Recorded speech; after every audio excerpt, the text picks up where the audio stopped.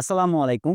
৯০% মানুষ ভুলভাবে আতর ব্যবহার করে, যার কারণে তাদের আতরের সুগন্ধি বেশিক্ষণ টিকে না। তখন মনে হয় আতরটি হয়তোবা ভালো না। আপনিও কি তাদের দলে? আজকের ভিডিওতে আপনাদের জন্য আতর ব্যবহারের ৭ টা সিক্রেট শেয়ার করব। যেই সিক্রেটগুলা ব্যবহার করলে ইনশাআল্লাহ আপনার আতর আগের চেয়ে লং লাস্টিং হবে এবং দীর্ঘ সময় ধরে সুবাস ছড়াবে। তো আর কথা না বাড়িয়ে চলুন জেনে নেওয়া যাক সেই ৭ টা উপায়। নাম্বার 1, আতর ব্যবহারের পূর্বে আপনার হাতে যদি ঘাম এবং পানি থাকে তা অবশ্যই মুছে নেবেন। এরপর হাতের উপর আতর লাগিয়ে অপর হাত দিয়ে হালকা পাঞ্চ করে ডান এবং বাম ঘাড়ে আতর লাগাবেন।